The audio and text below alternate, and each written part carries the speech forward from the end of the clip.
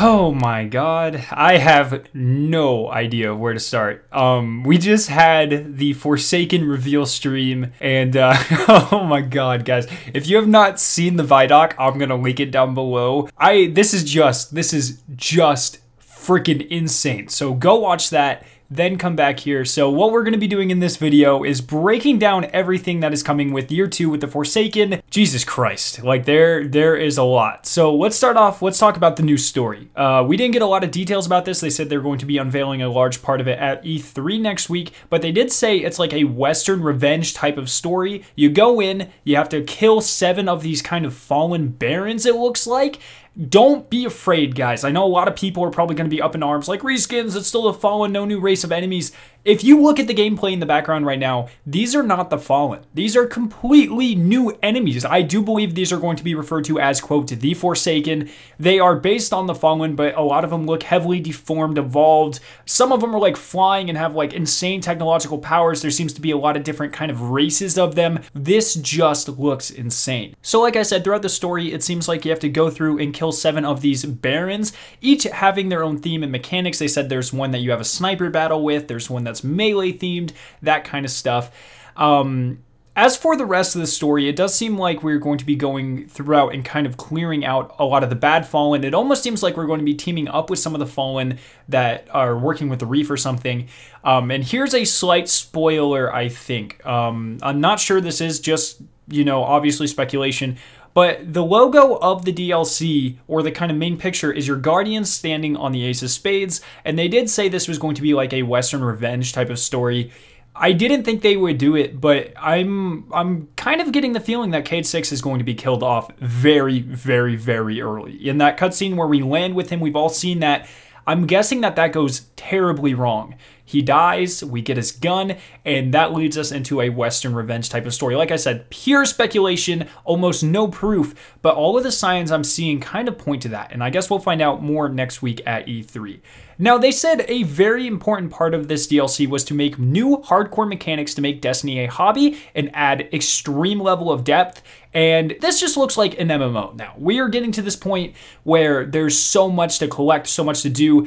It's going full MMO, guys, and that is super exciting for someone like me who spends so much of my time on Destiny. That's what I want, and it's just looking beautiful.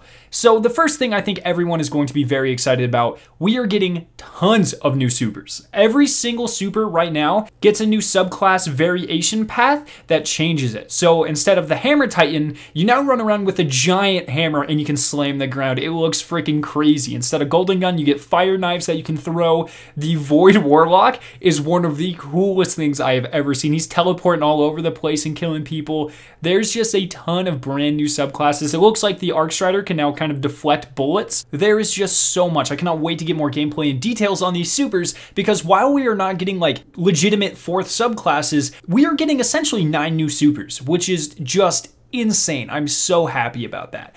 Now, the next thing is going to be obviously the super secret game mode that everyone was talking about after the community summit. It's actually called Gambit, and it's Bungie's attempt at a PvPvE experience, and it looks really freaking cool. So essentially you spawn into 2 separate arenas, your team in one, the enemy team on another one, and your task is to kill certain enemies to get these things called moats. They're little white triangles that drop on the ground, and then you need to run those over to your team's bank and fill it up. That's your end objective. If you fill up enough of these banks, a boss will spawn and you kill it to win that round. Now, there are a couple of caveats to this. A, whenever you fill a bank, it looks like it puts a blocker in the enemy's arena that they need to destroy before any enemies will spawn, meaning the first team to fill banks and kill more enemies quickly is obviously going to have an advantage, and I think this will go back and forth through the rounds. Then we also got confirmation that at some point in time you will be able to send one of your players over to the enemy side to kill them and try to mess up their strategy. You know, you're taking one of your teammates away so he can't kill as much, but you're kind of messing up the enemy. So it's high risk, high reward type of thing.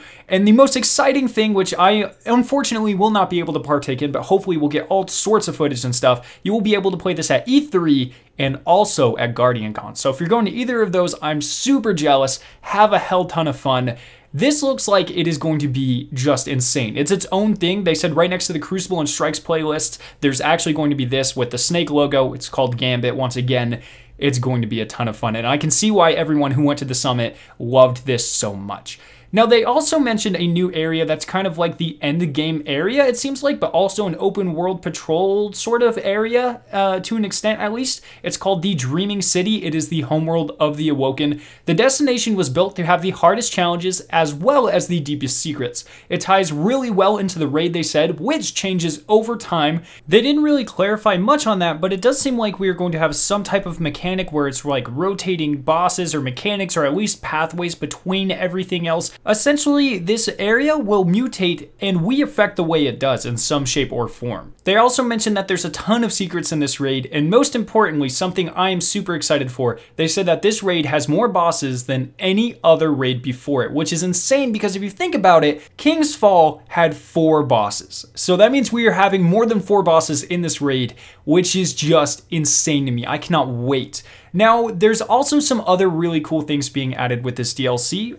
The weapon slots are being changed. They are making it so you can quite literally have shotguns in all 3 of your weapon slots if you want to. It seems like they're just making it that you can put any gun in any slot. There's going to be caveats, you know, there's going to be specific types of ammo. I'm sure the damage will be kind of adjusted based on what slot you put it in and that kind of stuff. But you can literally have shotguns in all 3 of your slots. So that's pretty insane. They just wanted you to have more control over your playstyle, and honestly, I think this is going to be the perfect compromise. In addition to all of these weapon slot changes, we are also getting a new weapon type, which is the bow and arrow, which is insane to think about. They said it's really fun to play with. I cannot wait to see how it plays and why I would use a bow and arrow over a gun. I'm sure they're going to be crazy. And then in addition, we got to look at a couple of exotics that are going to be added as well. So first off, we have the Twin Rabbit rocket launcher. Its perk Gravity and Fire makes it shoot 2 tracking rockets, 1 solar and 1 void, which is insane. And the void rocket suppresses and the solar rocket causes damage over time, which is really cool. We also get a brand new exotic sword, and the Ace of Spades is coming back. Now, they're also adding triumphs and collections to your inventory screens, 2 separate things. So of course, triumphs are your things that you do in-game achievements and stuff, and now they are not tracked on Bungie.net. They are tracked in your inventory screen, which is really cool. They're broken down into different categories. For instance, in Gambit, you have things for doing things with moats, being a blocker, being an attacker, that type of thing. They also mentioned that there are triumphs for PvP, the Vanguard, like things like strikes and nightfalls and stuff, and also lore, where in-game bits of lore that you find will be added to your inventory screen, which is fantastic. I cannot wait for that. And then the next thing are collections, where it literally shows every weapon in the game. Now, for exotics, you will be able to print them straight out of your inventory screen, but for things like legendaries, it will tell you where to get them. For instance, if you're missing an Iron Banner shotgun, you can scroll over it. It'll say, you know, this is gotten from Iron Banner, blah, blah, blah, and that type of thing. So you will quite literally be able to track every single weapon in the game from your inventory screen, which is just insane. And that goes for armor and everything as well. There's also collections for emblems, shaders, emotes, things like that in your inventory screen too. Just super in depth. Essentially, you should never have to go to the vault, or you'll at least have a checklist of things that you need to collect, which is super, super cool. Now, the final thing we are going to talk about is the brand new way to play, or I guess kind of pre-order the different expansions coming in the future of Destiny. It's really quite strange. So these things are called annual passes. It's sort of like the season pass, but of course for the entire year. And it includes these things called 3 premium content releases. So it looks like after this, they're kind of stepping away from the campaign model of expansions. Instead, they're going to be releasing very, very regular seasonal updates and things like that. And then what would be the DLCs focused on campaigns are instead going to be extra things to farm, like strikes and raids and that kind of stuff, but without the campaign. But they said there's still going to be a lore focus to everything. So just for instance, in winter of 2018, which of course is going to be around December, we get something called the Black Armory. In spring of 2019, we get Joker's Wild, and then in summer of 2019, we get Penumbra. So these are going to be, like I said, premium content releases. I don't think they're going to be focusing on the campaign. As we saw with Warmind, you really didn't need a campaign for it to be super, super thick, you know? You just got a couple of missions, and I honestly feel like they can do that in strikes instead of campaign missions. Think about it. When's the last time you've ever replayed a campaign mission?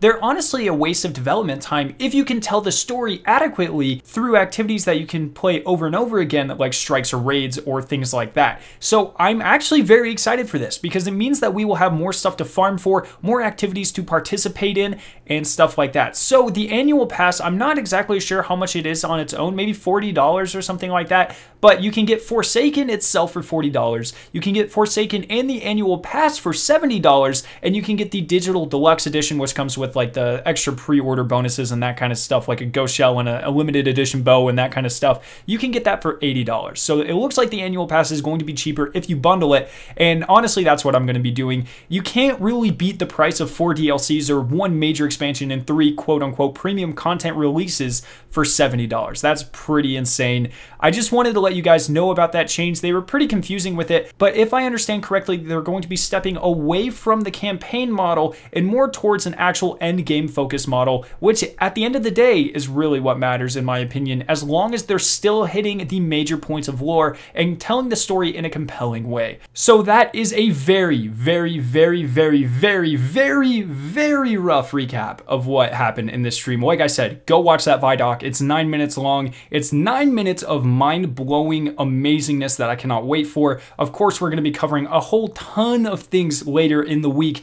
as we go forward and learn more about this DLC. Honestly, guys, this is going to be the best expansion of Destiny ever. Like, I don't see anything being able to contest it. There's so much content. They know what we want. They're finally appealing to the hardcore players. I mean, they did in Warmind. This is just bringing it to a whole new level, and I cannot wait. Let me know what you guys are most excited for down in that comment section below. I hope you guys did enjoy this video. If you did, make sure to leave a like rating and to share it with your friends. If you're interested in watching either of the 2 videos on screen, you can click their respective annotations to be taken to them. If you're brand new to my channel, make sure to hit the giant version of my logo on screen to be subscribed to more awesome Destiny 2 videos and live streams. Thank you guys so much for watching today, and I will see you in my next video.